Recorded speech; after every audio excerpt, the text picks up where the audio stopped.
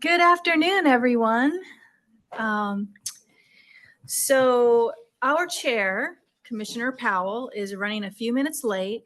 Commissioner Powell's district was heavily impacted by Hurricane Helene, and so she is on the ground, actually out there helping folks, and she will be here momentarily, but she just got a little held up there. So with that said, what we always like to do is start with our introduction. So we're going to go ahead and do that. My name, like I said, I'm Commissioner Susan Rodriguez McDowell, and I represent, I'm elected by the people of District 6. And I will turn to my right, ask my colleague to introduce himself. Good afternoon, everyone. Mark Terrell, District 4, also serving as Vice Chair. Good morning. Afternoon, Lee Altman, County Commissioner, serving at large. All right. And then let's go to our staff, starting with our Deputy County Manager. Yes, good afternoon. Leslie Johnson, Deputy County Manager. Megan Green, Air Quality Program Manager.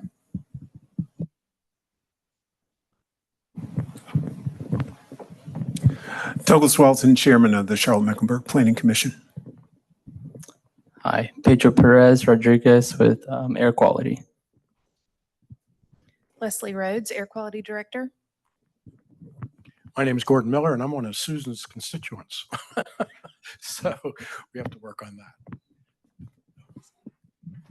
Can I just interrupt these introductions to say I didn't know you were Pedro Rodriguez.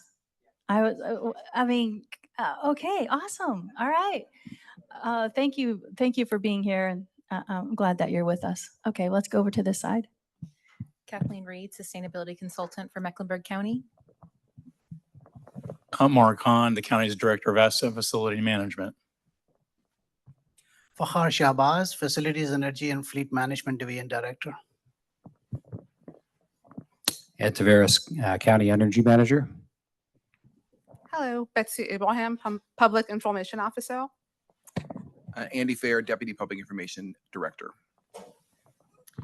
All right, and do we have some folks online? We do. I'm Erin Stanforth, Sustainability Manager. No worries. With us online, we have Amanda Byram with Catawba Lands Conservancy, Ashley Smith, Beth Wyatts with Davidson Lands Conservancy, Ebenezer Jar-Laputi, Aishua Pierce, Marlene Gilewski, Olivia Edwards, Reverend Gardner Mullins, Richard Matulis, Ron Ross, Shauna Caldwell, Tree Charlotte, and Sheldon Turner. Thank you. Thank you, everyone, for being here. We are committed to the important work of maintaining and enhancing our environment so that all residents can thrive. And having said that, I am going to just read a little thing about remote participation. So a virtual attendance option is offered as an alternative mode of accessibility to our meeting today. We welcome the public who have been provided a call-in number to access this meeting. Those attending virtually are asked to display your full name on Zoom, as attendance is recorded for the minutes. Additionally, virtual attendees are asked to remain muted and use the chat box to submit comments to be read aloud to the committee. The agenda, meeting minutes, and presentations for today were sent out to those already on the distribution list. If anyone did not receive these and would like electronic copies of any presentation materials provided today, please make those requests via email to Erin Stanforth. Her email address is erin.stanforth@mecnc.gov. We, have already introduced ourselves because I went out of order.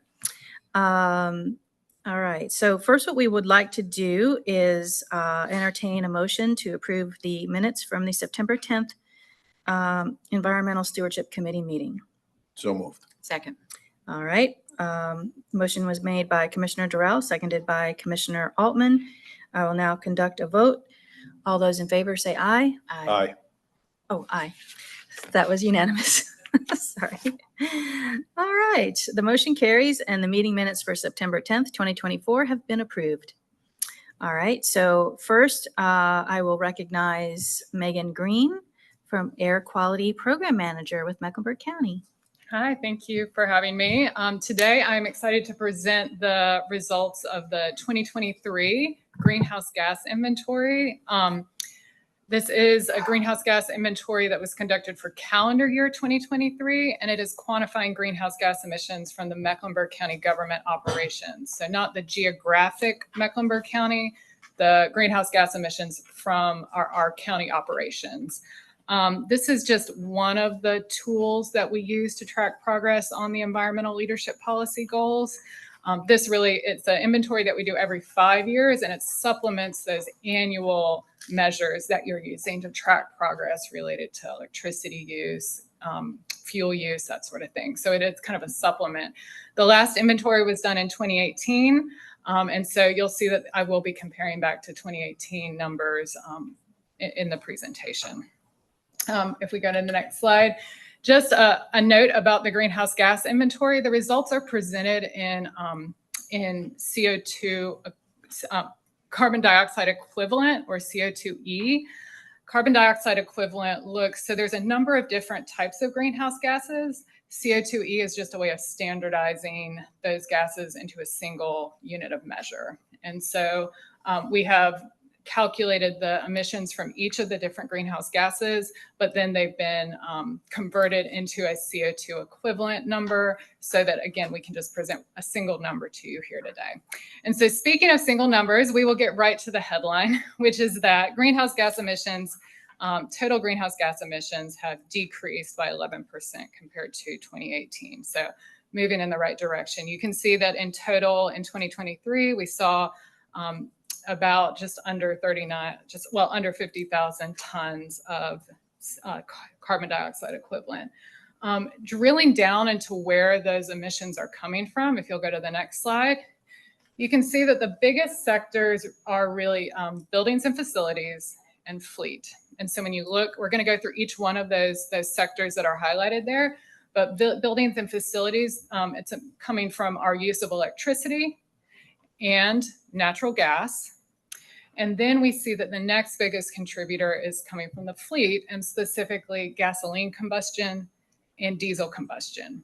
And so you'll see, if thinking about our greenhouse gas goals within the environmental leadership policy, you'll see that your goals really target those sectors. And we'll talk a little bit about each one of the results we saw within each of those 4 major sectors. So the electricity usage, we saw a good decrease here in electricity usage. Greenhouse gas emissions from electricity usage decreased by 24%. There's a couple different things that are at play here, and they're listed here on the slide. But one is that we actually have seen emission reductions from the electricity grid. So there's not as much greenhouse gases coming from our electricity sources compared to 2018. The other things that we're seeing are that the new buildings that are coming online are more energy efficient. And then AFM have implemented AFM meaning Asset Facilities Management, have implemented some measures to track HVAC usage and do real-time monitoring to make sure that they're identifying energy wastage so it can be corrected in a timely manner. So overall, if you look at the chart on the left, you see that kind of the top line number of a 24% decrease, but that was at the same time that we saw an 11% increase in total square footage of county facilities. But despite that increase, we saw that there was a 11% decrease in the amount of electricity used per square foot. So more efficiency per square foot. Next slide, please. So natural gas use greenhouse gas emissions from natural gas use increased compared to 2018. And there have been two factors really that contributed to this based on conversations with AFM. One of those factors is that 2 regional recreation centers began operation after the previous inventory in 2018. They can be really big natural gas users, that facility type. And then there's also several facilities that have heating equipment and boilers with mechanical issues. And the good news there is that these boilers and equipment are basically in the pipeline for replacement in 2025. So hopefully in the next inventory, we'll see some of the benefits of that maintenance and those boiler replacement projects. Next slide, moving to fleet. We did not see a big change in greenhouse gas emissions from the gasoline fleet compared to 2018. The total tons of CO2 equivalent really were pretty much equal between 2018 and 2023. There is a big effort underway to electrify the light duty or the gasoline fleet. In 2023, the year of the inventory, there were 57 all electric vehicles in the fleet. That number continues to increase each year. And I know there's been significant movement on installing charging stations, which really are the precursor for additional fleet electrification. But certainly from my experience with our work with AFM is there's a lot of kind of ramp up work that's going with electrification. And so I think we'll be hopefully begin to see results in making a dent in the numbers and going in the downward trajectory over the next couple years. And then the last thing has to do with fleet combustion, greenhouse gas emissions from diesel combustion. I'm sorry, did I say fleet combustion? Diesel combustion from the fleet. Greenhouse gas emissions from diesel combustion increased by 18% compared to 2018. Factors that contributed to this increase are that there's just more miles being driven by diesel vehicles, and the actual number of diesel vehicles in the fleet increased by 1/3 compared to 2018. Also, the non-road diesel equipment, which is part of the fleet and part of what we account for in this emissions inventory, it operated almost 10%, 8% more hours compared to 2018. And then this is the fleet sector that's a little bit harder to electrify. Certainly, I know that there's a lot of work being done to identify electric alternatives for diesel equipment. But right now, it's just harder to find some diesel options that meet business needs. So it is one of the harder to electrify sectors of the fleet. So with that, I'm happy to take questions. I do want to acknowledge my coworker, Pedro Perez Rodriguez. He helped do the calculations here. It is certainly a team effort when it comes to doing the greenhouse gas inventory. Air quality kind of crunches the numbers, but we get a lot of the inputs and data from our partners at AFM and some of the other divisions that have non-road equipment and fleet vehicles that they self-maintain. So all of that data collection and analysis really is a team effort, but thank you, big thank you to Pedro for his work on this. I'm available to answer questions about the analysis. I've also joined here by my colleagues at AFM who can also provide more information on kind of some of the steps they're doing to kind of work us towards those greenhouse gas emission reduction strategies. Thank you. Thank you. Well, we have to acknowledge that our chair has arrived. And would you like to introduce yourself?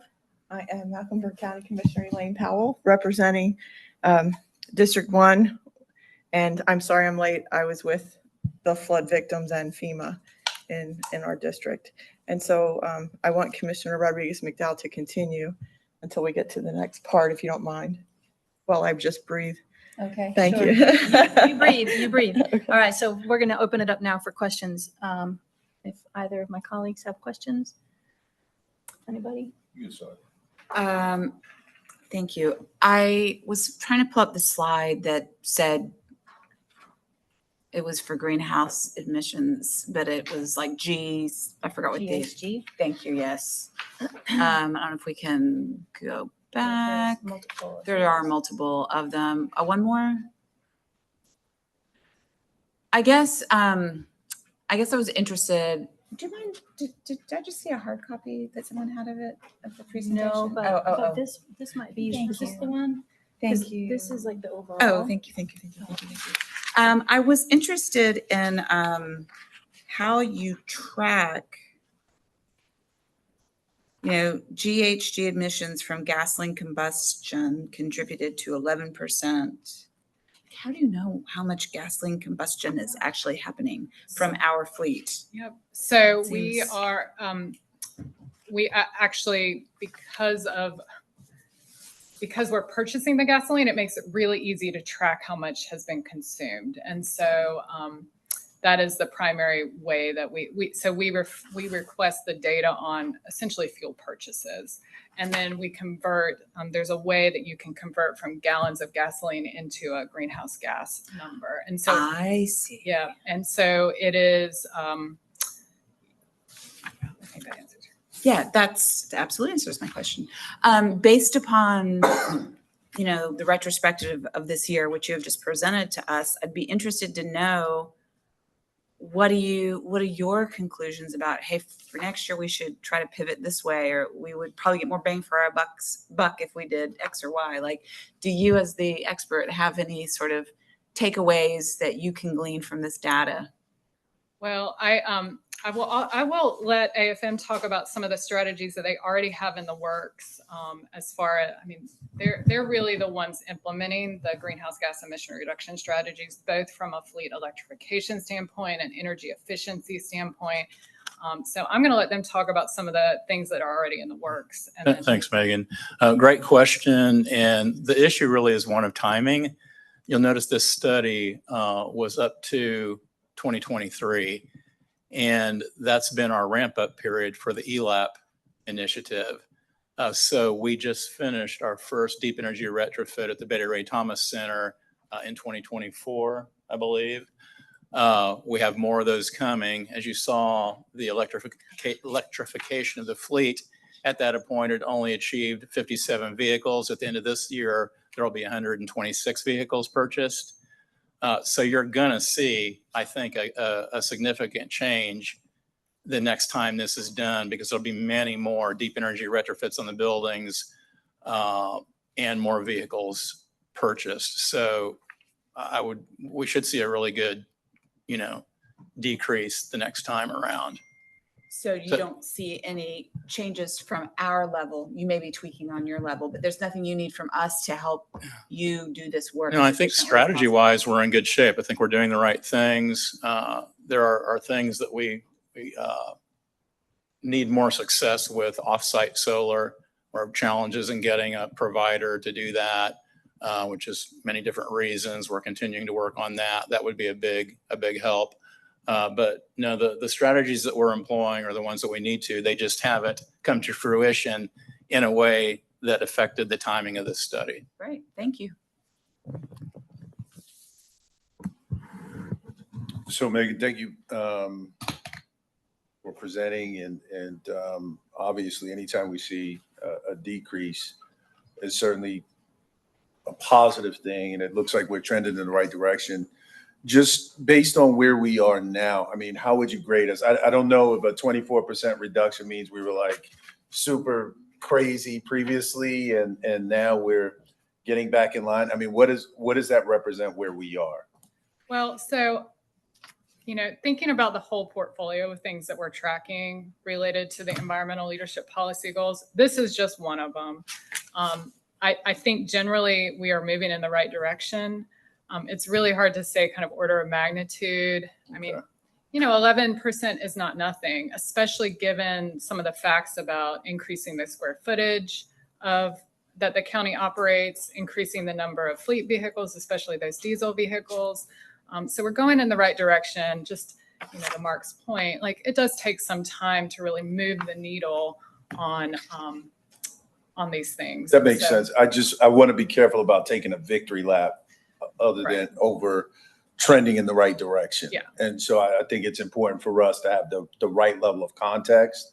But again, I don't want to just take a arbitrary victory lap and say, hey, we've arrived. So I was just trying to put it into some context. But obviously we are trending in the right direction. Trending in the right direction. And it is just one data point. There's other data points that are being tracked annually to make sure that in those interim years, we're continuing to move in the right direction. And again, it can take a long time to really see the big movement and the big, we're trying to get to net zero. And so there's still, 448,000 tons left to go to get to net zero. But where's our biggest exposure? Where's our biggest vulnerability where we really need to lean in and move the needle even more? Well, so I don't know about exposure event. Like I don't know that I would put it in those terms, but I do think that there's some sectors that are a little bit harder to kind of get to net zero. And some of this was stuff we talked about when we were exploring that environmental leadership policy. I mentioned today there's not as many electrification options for heavy duty diesel, like especially on the non-road equipment side. There are some, but not as many. Mark mentioned the challenges with finding a solar provider to really get some of those renewable energy resources. So there's just some sectors. So we've seen that, you know, relatively speaking, compared to, let's say, the diesel fleet sector, the light duty gasoline sector is a little bit easier to electrify just because there's more options. The options are getting kind of more robust. We're seeing better range. So there's just some sectors that are harder. And I think AFM has done a good job of prioritizing what I call the low-hanging fruit that kind of gives us some movement on the early years while we work towards some of those long-range solutions, maybe see more options on the marketplace, that sort of thing. Thank you. Could I add something to that? If you notice in our past ELAP budget requests, AFM, and I'm pointing behind me for those that can't see me, AFM has been directly, I guess, influential in ensuring that money goes to deep energy retrofits, as well as that solar master plan, which you can see in this slide, impacts our largest sources of emissions, that buildings and facilities electricity uses. So just putting that into context too. Okay. All right. I have a question. Okay. Oh, please. Madam Chair, I have a question. Yes. So a couple things. Where I was in all of the destruction of the flood zone were tons of diesel trucks. So I know the challenge on that because I can't imagine an electric dump truck and all the different things that I saw. I'm sure I shouldn't say I can't imagine it. I just don't know if we're there yet. I do want Mark or Ed to speak as much as you know to help us understand the challenges of off-site solar. Good question. Well, we're in the middle of some regulation changes with the Duke and the regulatory board. There's a big chunk of the carbon that we're going to have to offset through off-site solar, and we are limited based on regulations to how much we can try and go after.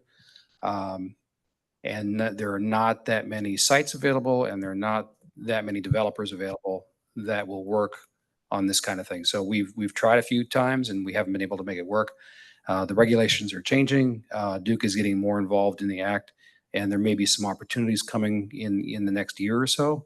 But we're definitely going to need a big chunk of offsite solar to help offset our carbon. And I really want to talk about this more because the state of North Carolina, we want to keep it in the state. The state of North Carolina is losing farmland at such a rapid pace. And quite often this is where they want to place the solar farms. And so how do we balance that? Like, how do we not take over all of the farms that are left? And so I want to know what opportunities are becoming available through Duke. Like, how are we going to balance this? Well, the one thing that's good about Duke is they do have a net zero target for 2050, and they have some specific targets to try and bring some carbon down by 2030, 2035 range. So their carbon is coming down through. I think they're working on solar. They're shutting down some of their coal plants, things of that nature. So the amount that we have to offset will be less as time goes on. So Duke is on the path as well, but that is a real important question. How much farmland is taken up by solar? I don't have an answer for that. I know Duke is working on, or the state and Duke are looking at some wind farms out in the ocean near, off the coast of North Carolina. I don't know at what state those are. I think they're still far off. Wind is a real, powerful way of generating electricity, which doesn't take up farmland, and it's got its own issues. But if it's at the ocean, it can generate a tremendous amount of power, And that's certainly a hope. And I don't know if Duke still has a nuclear plant, a new nuclear plant in their upcoming plan, but I think they still do. So those are things that would help.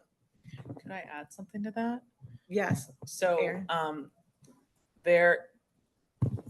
I am aware of some significant solar projects, not in this state, but in the Southeast, wherein non-traditional farming methods are used on solar farms. So it is possible, as long as there's agreement between both parties, to co-locate the two things so that we're almost making two uses of the land. Not saying that we've been approached with anything like that, but I've seen examples of it in other states in our region. And I really want to have this conversation because I am on the steering committee for the state, and I'm hearing from farmers who are exasperated about losing their farm. They can't compete, and so we're losing farmland at a.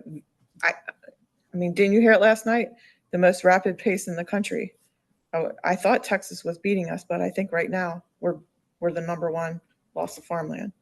And how do we all work together? How do we do a better job working with Duke or whoever to have a balanced approach to renewable energy, different sources of energy, so that we're lightening that impact, but we're not causing another problem. And so I just want to get that out there, that it's really on my mind, and if you have ways that you think that we can be better advocates, let us know. Well, but it starts with construction. We can build buildings that are close to net zero now. I mean, the new CRCs that we're building are much, much more efficient. So it starts by reducing the consumption of the power that we need. That's huge. So if we need less, then we don't need to produce as much. And then on top of that, if the rules can change a little bit and allow us to generate more power on our sites. Right now we have limitations with the regulations. We can't put as much solar as we'd like on our rooftops and on our properties because of these regulations. If that could go away, or if other technology, like maybe battery technology, comes down in price, that'll help significantly as well. So, but we are running into some limitations. So what I'm hearing is, if we're in the room with people, decision makers, about the regulations, we can advocate for, why are you doing this? Why are we so limited? Why can't we have more solar on our rooftops? Exactly. Or on our sites in general. So like even if or on our properties or sites in general. So in other words, sites that are already developed, they're not farmland, they're not tree canopy, they're commercial sites. You've got the roof, but you've also got the parking lots, right? So there are ways to do canopies and put solar on parking lots to where you're not disturbing other environmentally sensitive areas. But because of that limitation on the amount of solar we can put up, we can only do so much without hitting those limits. This helps a lot. All right. Thank you. Commissioner Powell, can I ask a follow-up to your question? Sure. Are those regulations like city zoning? Like what? No, they're between the Duke and the power regulators, our state power regulators. That's where the limitation is. And another example is we do have a landfill, which we could put solar panels on, but then we would have to sell the power back to Duke, right, at a fraction of the cost of what, it's like we would have to sell it to them. They would take all the recs. There should be a way that we can generate power on our land and then take credit for it for our other properties, right? But, those are some of the regulations that hold us back. And is there any concerted effort to have coordinated legislative advocacy, or, because I'm sure other counties want this too? I'm not aware of any. Thank you. Thank you. Okay, so I actually don't have any further questions. There's one question online I want to be sure to great. capture. And I think you answered this, Megan, but Maureen Giluski asked, how do you quantify just MECO numbers? Yep. So this greenhouse gas inventory is looking at Mecklenburg County operations. And so we receive inputs on the amount of electricity we use, natural gas usage through utility data, fleet fuel purchases. And then there's also some kind of much smaller numbers related to some refrigerant usage and waste from facilities that goes into another category. But really, we're looking at the scope of Mecklenburg County government operations.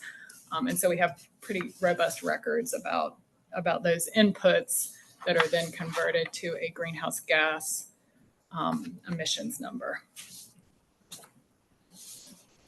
All right, thank you. At this point, we're ready for our next agenda item. And so I'm going to turn it over to Erin Stanforth.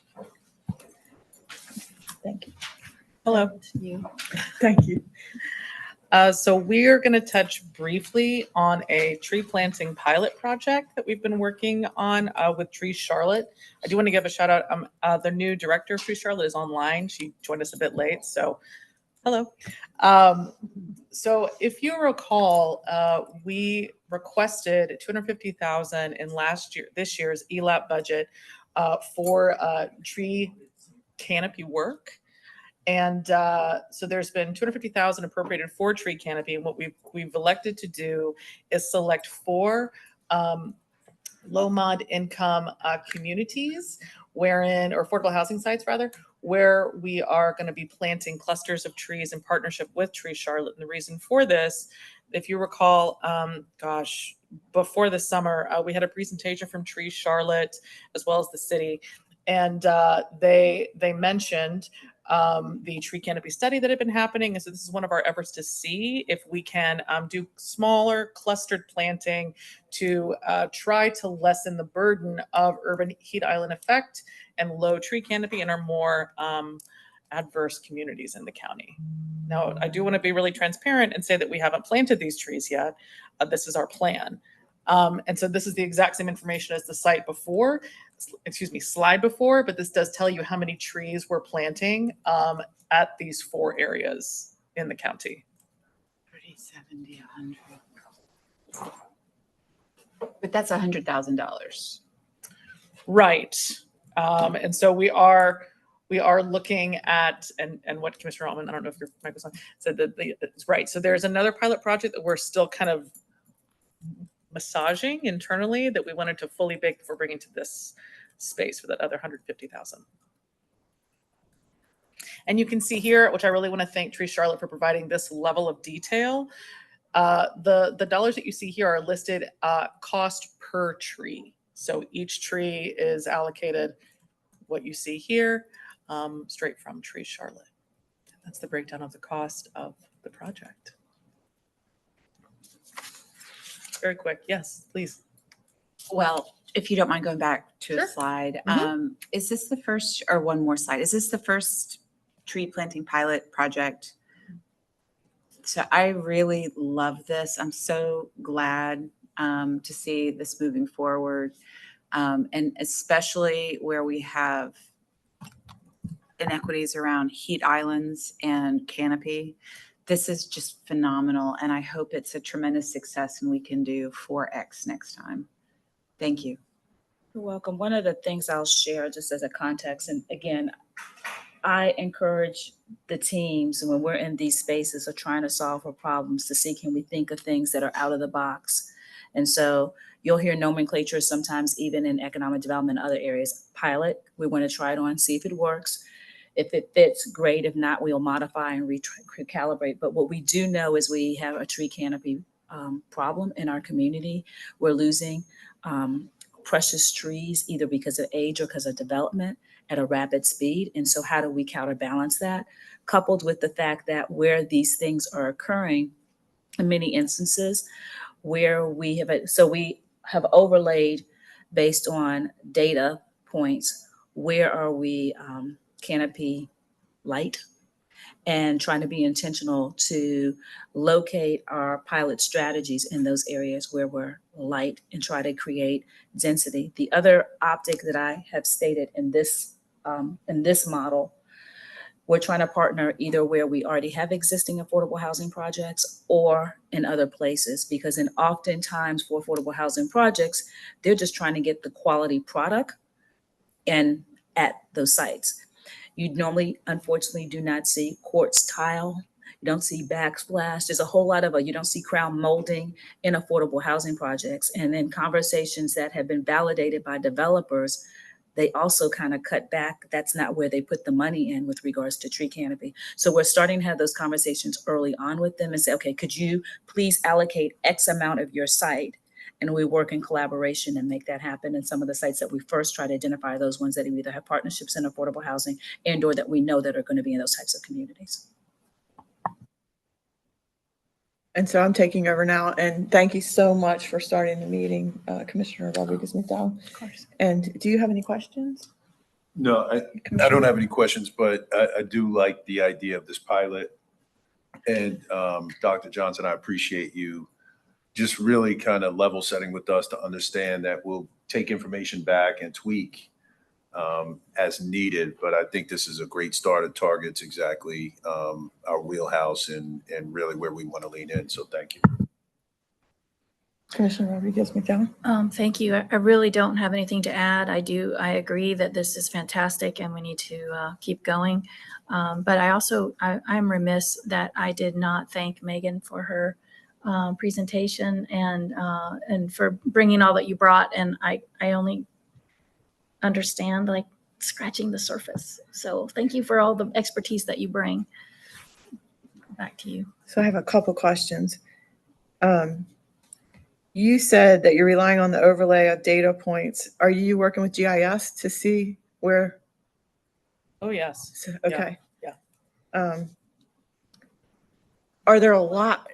So the one thing I'll add to the GIS, as you may recall, GIS also did a most recent tree canopy study. So we're using that data layer coupled with, there's a thing called Tree Explorer that also has data layers, as well as a couple other things. We have input also from the City of Charlotte's heat analysis, but our primary one is the GIS data mapping.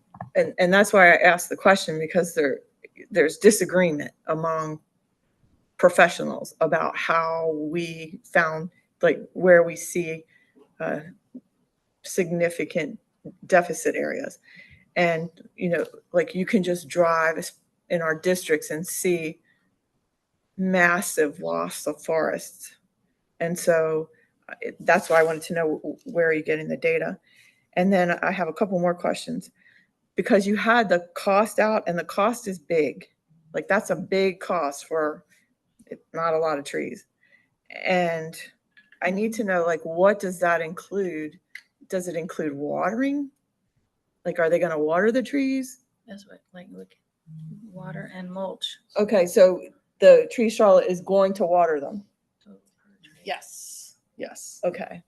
I didn't see the water part on there.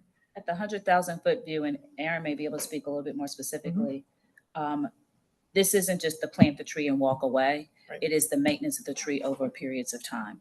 And so that's what we're purchasing as well, not just the whatever, and trying to ensure that they have conversations with people in the community, helping them do other types of things. So the planting cost is, as you can see, the total per tree is $364 and then $275 of the trees. So it's a holistic price of work that's being done over a period of time, not just the planting.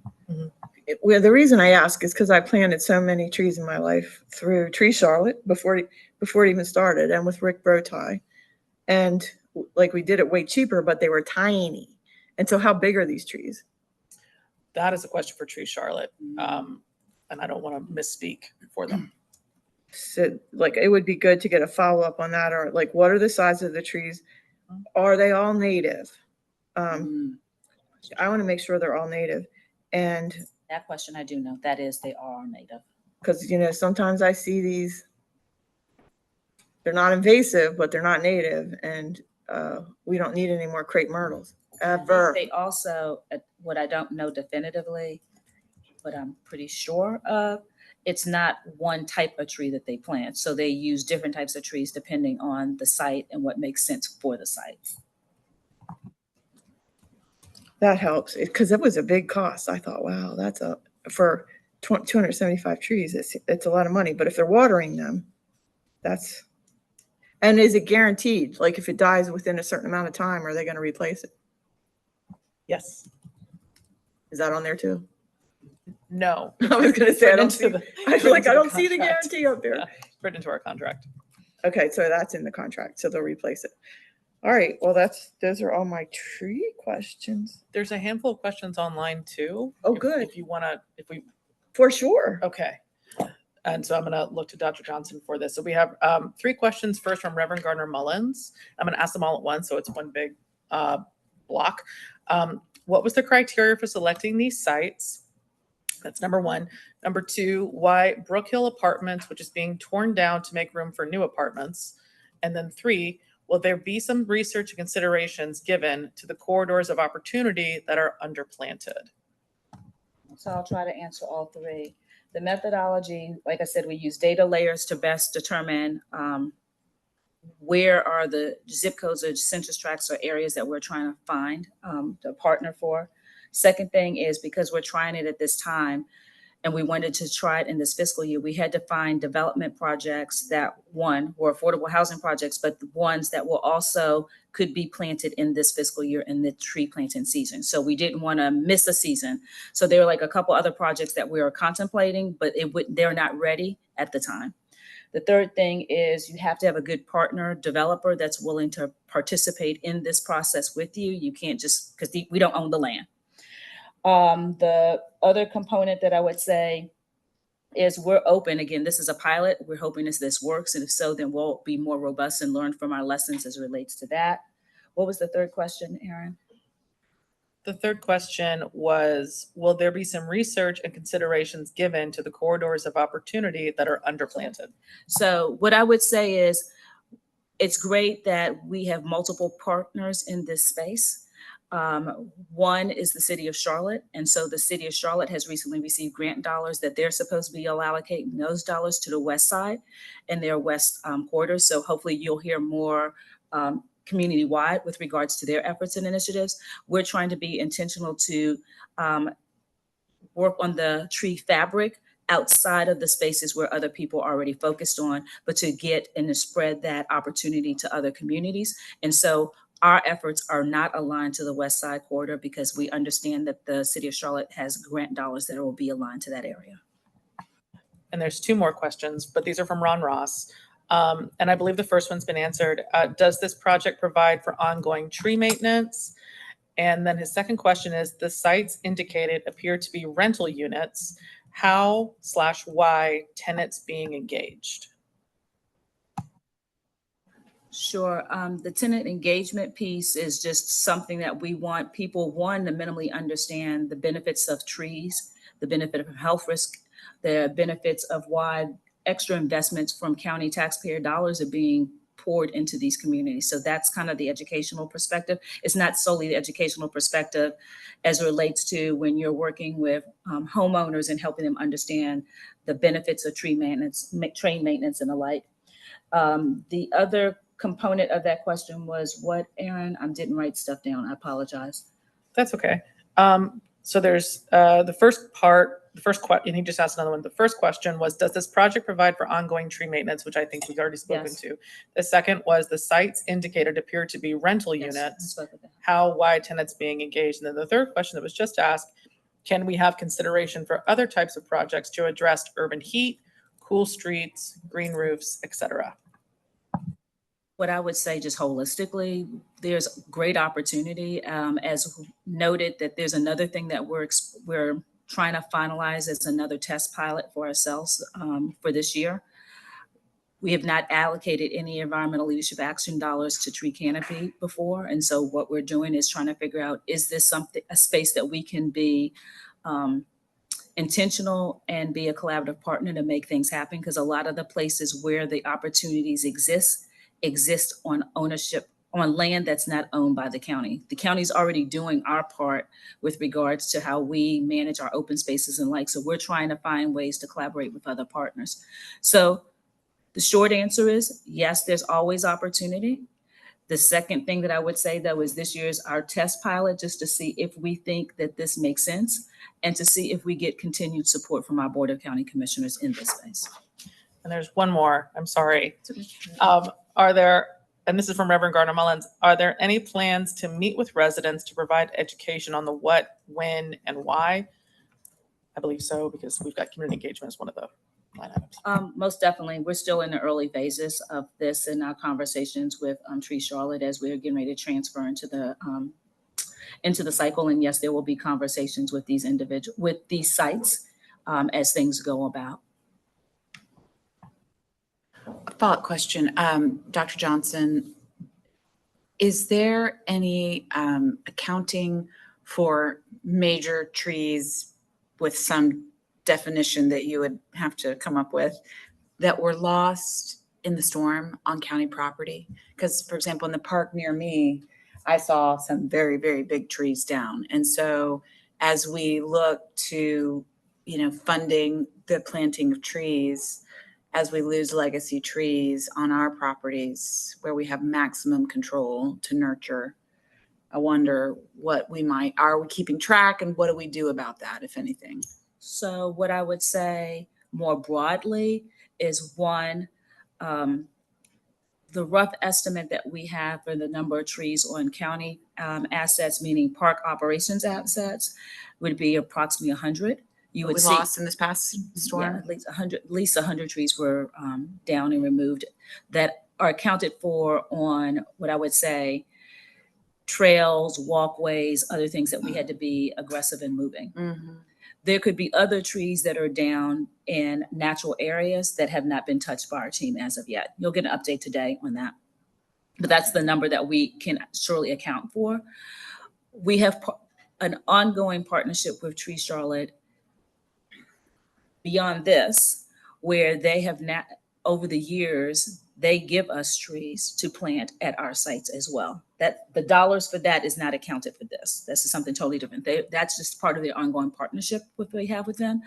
And so as they have tree opportunities for planting and we have sites for opportunities, we have that relationship with them where they reinvest in our community for that area.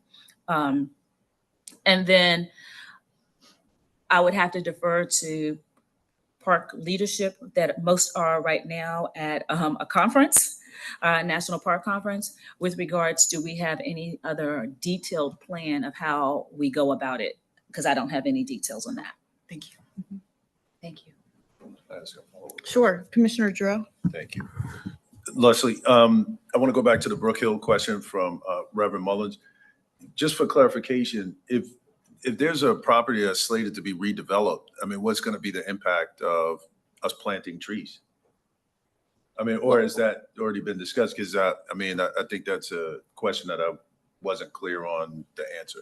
Sure, I may not have spoken specifically to that. As we understand, our efforts will be done in tandem, but I can follow back up. And if for some reason that we misunderstood what that one's going to be and how the collaboration is supposed to be for that site, we will adjust accordingly. But as I understood, I thought it was going to be a collaboration of making the work together, not to put something there, not for the development. So I thought it was a both, but. No, that makes sense. I just needed the clarification on that because I just wasn't sure. And I just wanted to make sure I was clear on what that plan is, because we have a lot of redevelopment going on. We have a lot of things going on county property. And so I think we should just be clear. But I'll follow back up to make sure. Mm-hmm.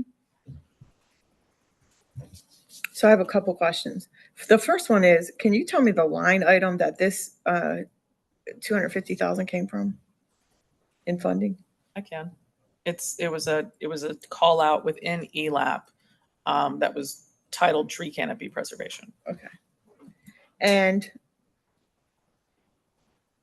I love Commissioner Altman's question about, making sure that we're replacing legacy trees on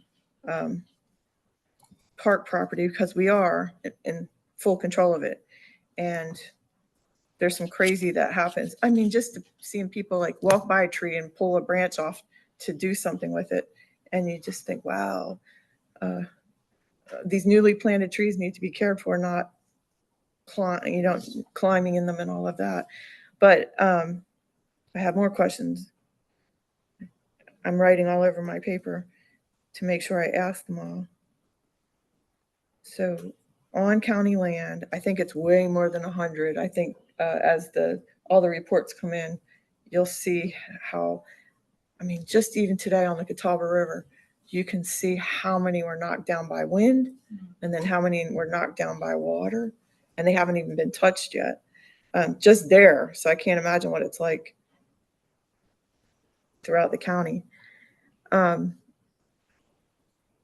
this, I'm glad the chairman of the Planning Commission is in the room, because a lot of burden falls onto the county when developers cut down forests and tree canopy by right. A lot of burden falls on us. And so now here we are with and maybe it was already a place where there were no trees. But over and over, I see where developers could do a better job.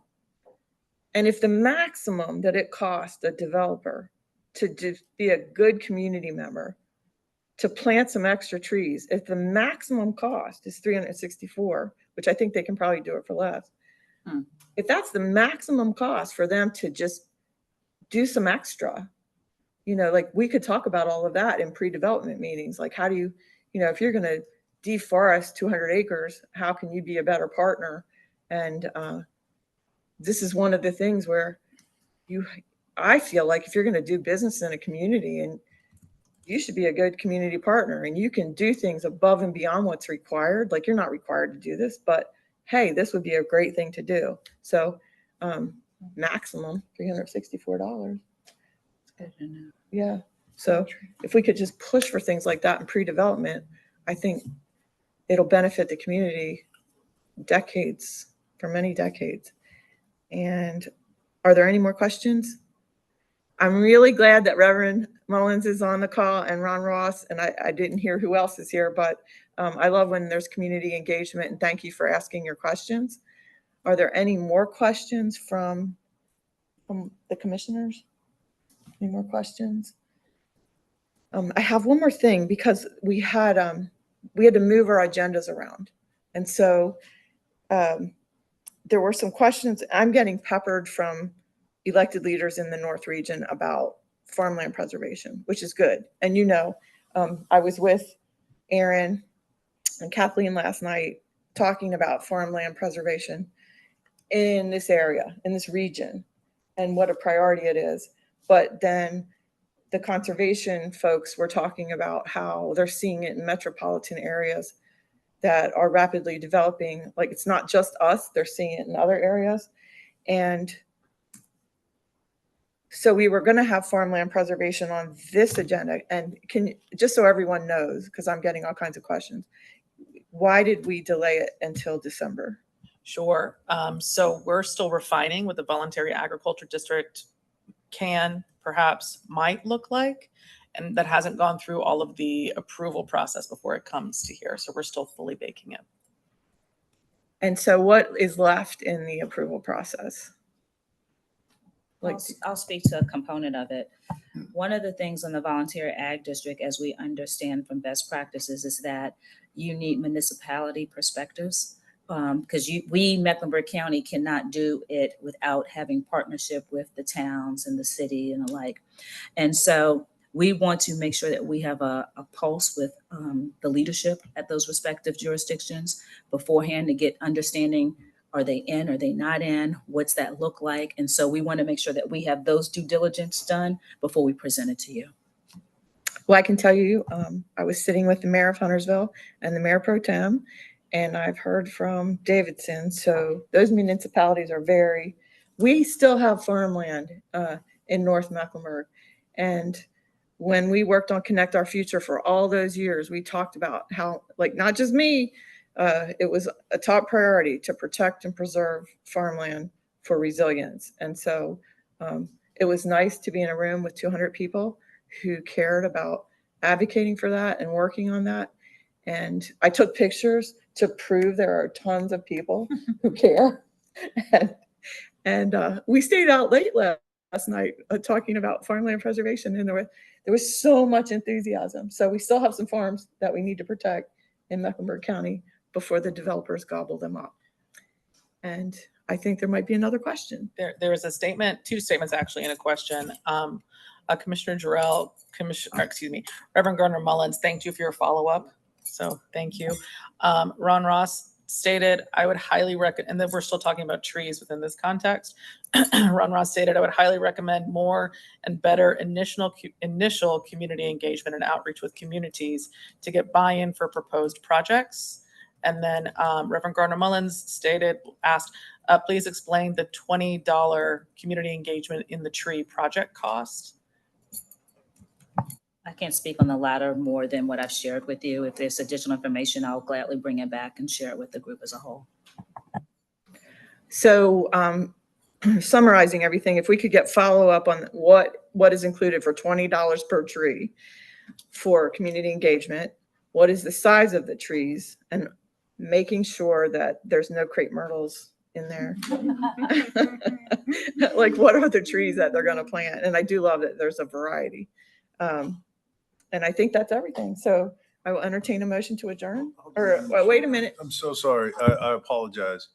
When we're breaking down the costs in, it's detailed per line, it would appear to me that the total cost for community engagement would be approximately upwards of $5,000 total. Yes. So I think all they're doing is backing into the cost per tree of engagement. So, so again, I just want to think that I think they're just divided out per tree based on whatever the numbers that we had for engagement. So it seems to me that they're with $5,000 should have some pretty robust engagement. And then we just need to figure out what that looks like, which I think Dr. Johnson spoke to as far as education and the benefits and things of that nature, what you spoke to earlier, Dr. Johnson.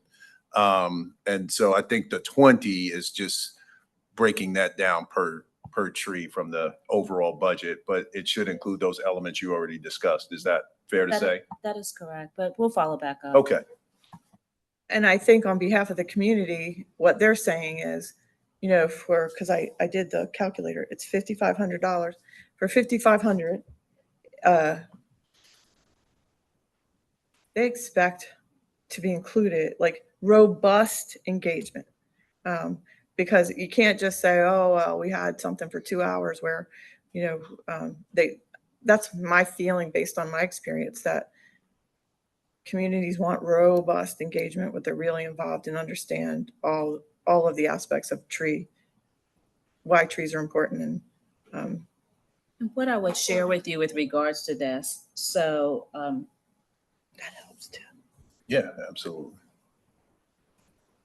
There's two reasons why this has been shared, and one would be mine. One of the reasons or whatever. When we were trying to arrive at a cost to do this project, I kind of wanted to start understanding what is the total cost, because I know a cost for a tree, I know how much a contractor charges me, so to help me understand so that we can at least try to, not to say it's $250,000, right. You don't have an understanding of what's going to be built into it. The second thing that I would say is I have had several collaborative conversations with Tree Charlotte. One is, how do you do stuff outside of Charlotte that you do Mecklenburg as a whole? How do you help the public understand what is the cost for all the effort that you do and the like? And so to that latter, one of the things that they wanted to be able to start doing also from a fundraiser perspective to help people understand what's the cost for each tree. Right. So helping people to start understanding when we say it's the tree planting, it's the maintenance, it's the watering, it's the amount of investment that we make over a multiple period of time. It's the engagement that we have with the community. So it's holistically from that standpoint.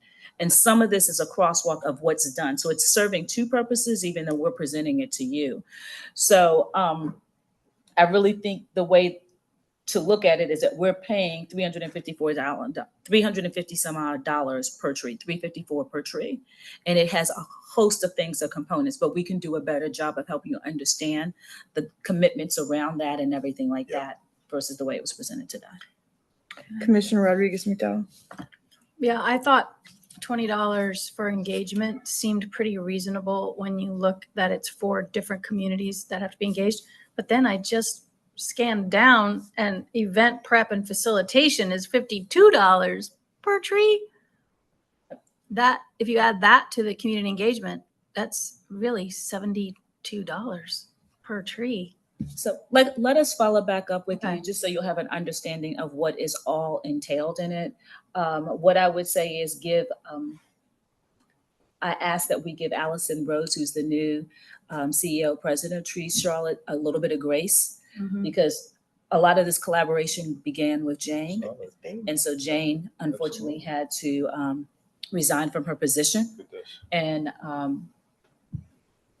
so just give us some time with regards to that. I think the overarching thing is that we wanted to do is, can we find a partner to help us do this body of work? Because if we decide to engage in being intentional in the space around tree canopy preservation, one of the things that we know that we don't have the staff bandwidth to do all of this and to maintain it and the cost associated.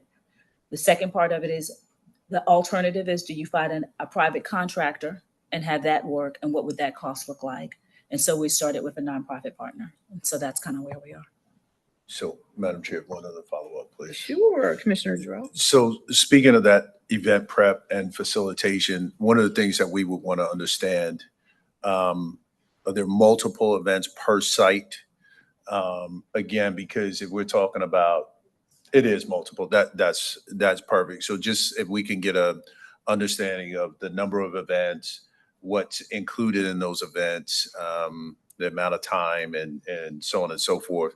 Because particularly in those communities, what we want to be able to do is to make sure that we're reaching people when it's convenient, not having an event while 90% of the folks are working or can't attend and different things of that nature. So I know we'll be keeping eyes on that and really want to get a better understanding around what they're going to be doing. What does facilitation mean? Is this, an active component, an engagement with folks, or not just somebody directing traffic kind of thing? I love this committee. I just love it.